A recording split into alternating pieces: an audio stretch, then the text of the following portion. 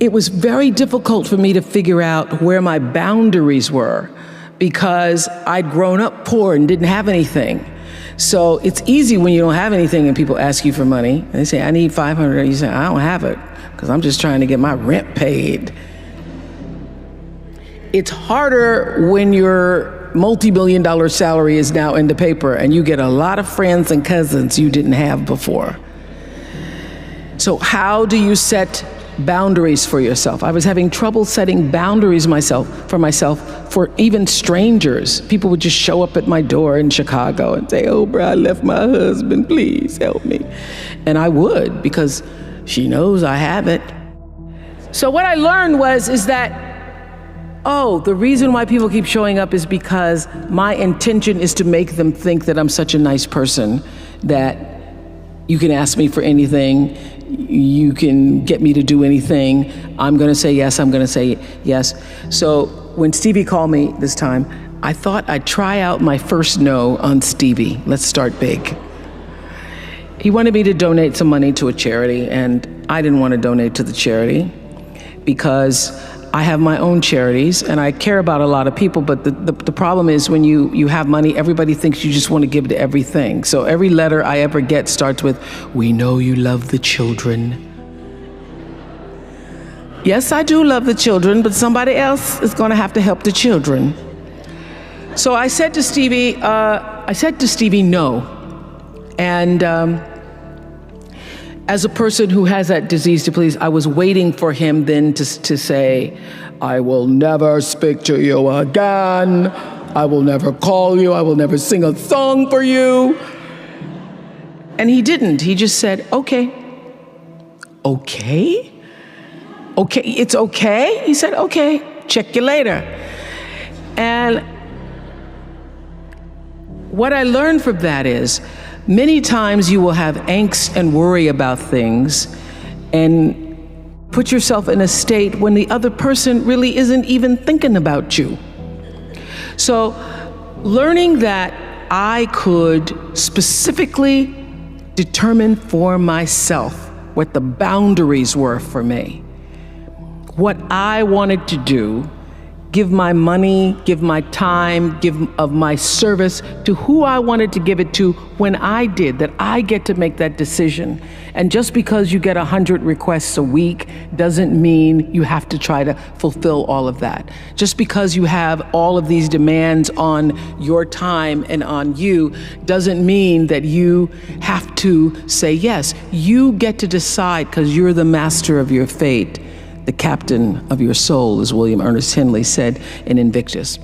And understanding that really changed the meaning of my life in that I was no longer driven by what other people wanted me to do, but took charge of my own destiny, making choices based upon what do I feel is the next right move for me. Quincy Jones discovered me. And it's so interesting to me because when I was working as a television newswoman in Baltimore, and really all I wanted to do was be an actress, but I was doing television, and I felt at the time, well, I can't quit this job because this is what everybody else wants to do. And if I quit this job, what am I going to do? And I was going to a speech coach at the time that the station had sent me to. The broadcasting school, they sent everybody to the same woman. And I was telling her, I really don't want to do this. What I really want to do is act. And she says, my dear, you don't want to act, because if you wanted to act, you'd be doing it. What you want to be, my dear, is a star. Because if you wanted to act, you'd be waiting tables in New York. And I thought, now why am I going to wait tables if I'm already working in TV? So I said, well, what I think is going to happen is I will be discovered. Because I want it so badly, somebody's going to have to discover me. And she said, you just dream. You dream, you're a dreamer. So when it happened, I called her up. I said, you will not believe this. I got discovered. And it really was a discovery. It's like one of those Lana Turner stories, only it wasn't a drugstore. He was in his hotel room, saw me on TV. It was unbelievable. So the interesting thing about that is that I truly believe that thoughts are the greatest vehicle to change power and success in the world. Everything begins with thoughts. I mean, the chairs that we're sitting in, the room that we're in, all started because somebody thought it. So I thought up The Color Purple for myself. I know this is going to sound strange to you. I read the book. I got so many copies of that book. I passed the book around to everybody I knew. If I was on the bus, I'd pass it out to people. And when I heard that there was going to be a movie, I started talking it up for myself. I didn't know Quincy Jones or Steven Spielberg or how on earth I would get in this movie. I'd never acted in my life, but I felt it so intensely that I had to be a part of that movie. I really do believe I created it for myself. I wanted it more than anything in the world and would have done anything to do it. Anything to do it. Turn your wounds into wisdom. You will be wounded many times in your life. You'll make mistakes. Some people will call them failures. But I have learned that failure is really God's way of saying, excuse me, you're moving in the wrong direction. It's just an experience. Just an experience. I remember being taken off the air in Baltimore, being told that I was no longer being fit for television and that I could not anchor the news because I used to go out on the stories. And my own truth was, even though I'm not a weeper, I would cry for the people in the stories, and which really wasn't very effective as a news reporter, to be covering a fire and crying because the people lost their house. And it wasn't until I was demoted as a on-air anchor woman and thrown into the talk show arena to get rid of me that I allowed my own truth to come through. And the first day I was on the air doing my first talk show back in 1978, it felt like breathing, which is what your true passion should feel like. It should be so natural to you. And so I took what had been a mistake, what had been perceived as a failure with my career as an anchor woman in the news business, and turned it into a talk show career that's done okay for me. What drives you to keep working so hard? You and I are in the 60s category. And so when you're in your 60s, you've lived more than you're going to live, realistically. So when you realize you've lived more than you're going to live, you can say, why not relax a little bit? Why not just ease up? Why have you decided to even work harder than you did before? Because I think, David, that everybody, the thing that worked for me all these years, whether it was the magazine, or which I still have, or whether it was the show, I understood that there's a common denominator in the human experience. And I want the same thing you want, which is the same thing you want and you want. What we all want is to be able to live out the truest, highest expression of ourselves as a human being. That doesn't end until you take your last breath. What is the truest, highest vision that you hold for yourself? No matter where you are in your life, there's always the next level. There's always the next level to the last breath. So I feel that I always knew that I would be done with the show when I felt like, oh, I've said as much as I could say here on this platform. And then how will I be used? I feel that until you have used your value as a human being, you're not done. I first started as a broadcaster. I was 19, very insecure, thrown into television, pretending to be Barbara Walters, looking nothing like her, and still going to college. So I do all my classes in the morning from 8 to 1, and then in the afternoon I work from 2 to 10 and did the 6 o'clock news. And would stay up and study and all that stuff, until 1, 2, or 3 o'clock in the morning, and then just start the routine all over again. And my classmates were so jealous of me that I remember taking my little $115 paycheck, and at the time I thought it was really a lot, but taking $115 and trying to appease them. I would anytime anybody needed money, I was always offering, oh, you need $10, or taking them out for pizza, ordering pizza for the class and things like that.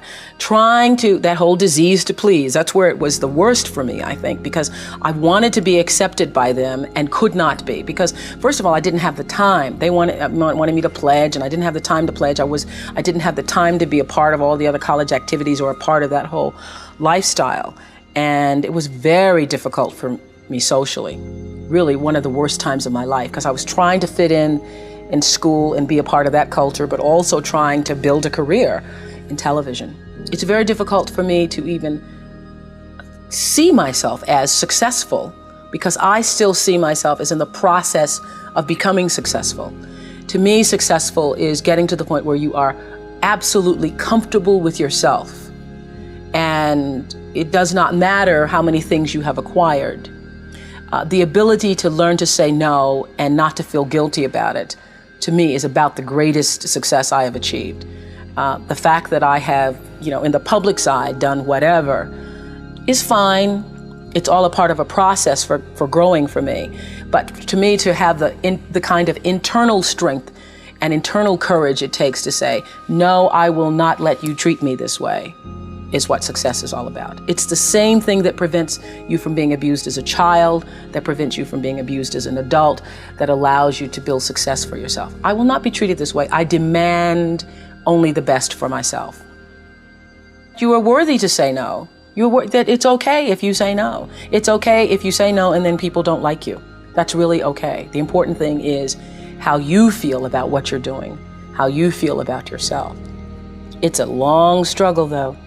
It's a long struggle. And I'm just hoping that, in the work that I do on the show and the speaking that I do around the country, and that young people who are watching this can get the lesson sooner than I did. Because it's painful, because you keep repeating it over and over and over until you get it right. And what I found is that every time you have to repeat the lesson, it gets worse.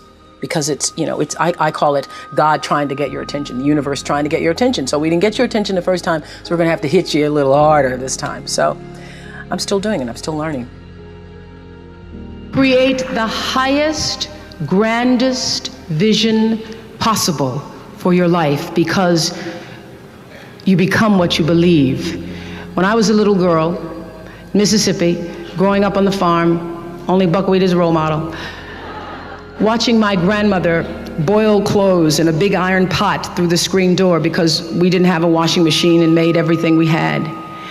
I watched her and realized somehow inside myself and the spirit of myself that although this was segregated Mississippi and I was colored and female, that my life could be bigger, greater than what I saw.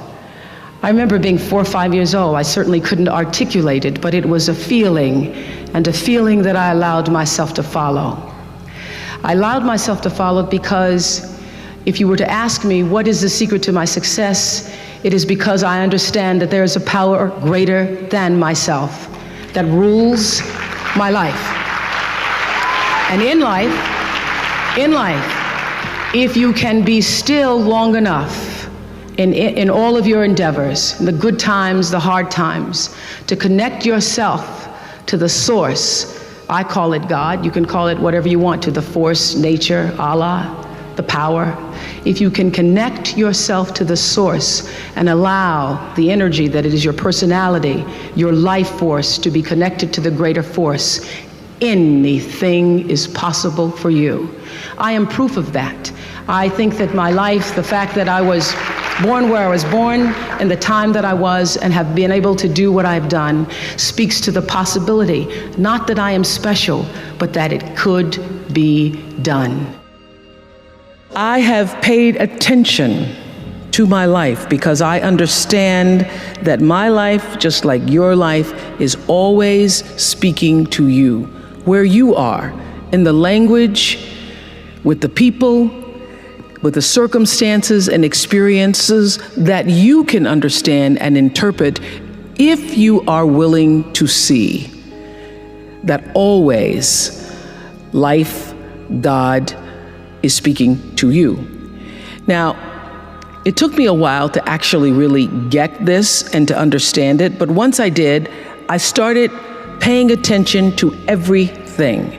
And one of the reasons why I can now accept the fact that I can offer my gatherings of information and wisdom and call myself a spiritual teacher is that every single person who ever came on my show, and I hear there's like 37,000 guests I've talked to, a lot of them came from dysfunction and a lot of them wouldn't appear to be teachers, but every one of them had something to say that was meaningful and valuable and that I could use to grow myself into the best of myself, which is what all of our jobs are. Your number one job is to become more of yourself and to grow yourself into the best of yourself. I remember when I started the school and I said to my beloved friend, Maya Angelou, I said, Maya, I'm just so proud that I was able to create this school. And I said, this is going to be my greatest legacy. And Maya said to me, you have no idea, because your legacy is every life you've touched. And that shifted the way I saw legacy or what you leave behind or what you do. Because Maya was explaining to me that, over all the years of watching your show, everybody who decided that they were going to go back to school or lose weight or no longer hit their children or get out of a bad marriage, all of those people who have seen and experienced your voice. And the same thing with everybody here. Your legacy is every life that you've touched. And we like to think of it. I know you have done amazing things with your philanthropy. We like to think that these great philanthropic moments are the ones that leave the impact or will make the huge difference in the world. But it's really what you do every day. It's how you use your life to be a light to somebody else's, and it's how you use your work as an expression of your own art, whatever that is. Close your eyes for a moment, will you please? And breathe with me. Just close your eyes. And if you will, put your thumb to your middle finger and gather your other fingers around. And let's feel the vibration and pulse of your personal energy as you take 3 deep breaths with me. Inhale. And as you exhale, just feel the vibration, energy, blood pulsating through your body, through you. And another inhale.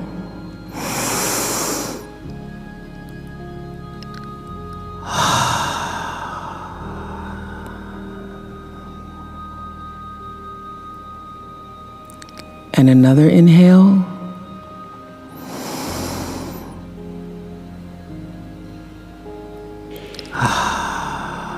And keep your eyes closed.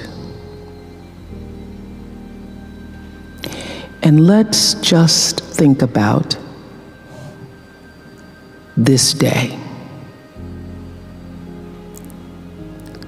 This day that you have been graced to breathe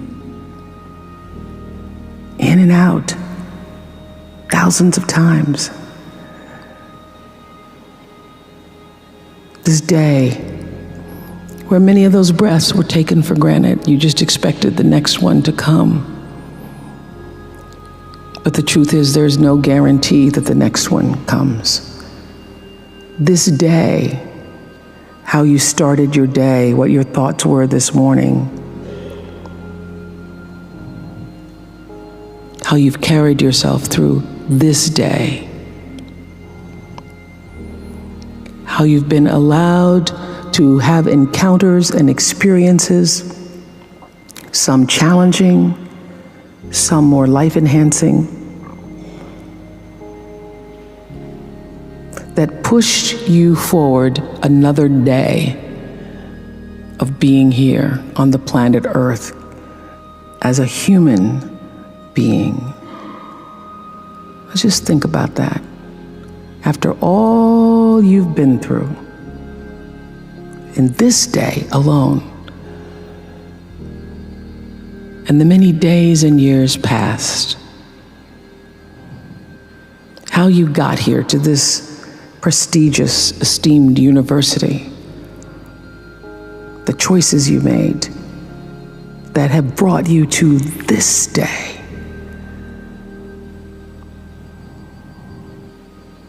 Open your heart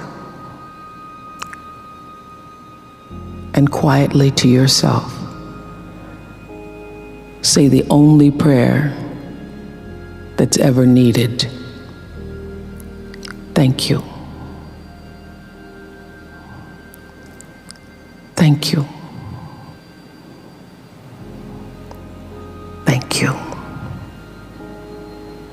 you're still here. And you get another chance this day to do better and be better. Another chance to become more of who you were created and what you were created to fulfill. Thank you. As I've grown older, I've learned to appreciate living in the moment, and I ask that you do too. I'm asking this graduating class, those of you here, I've asked all of my viewers in America and across the world to do this one thing. Keep a grateful journal.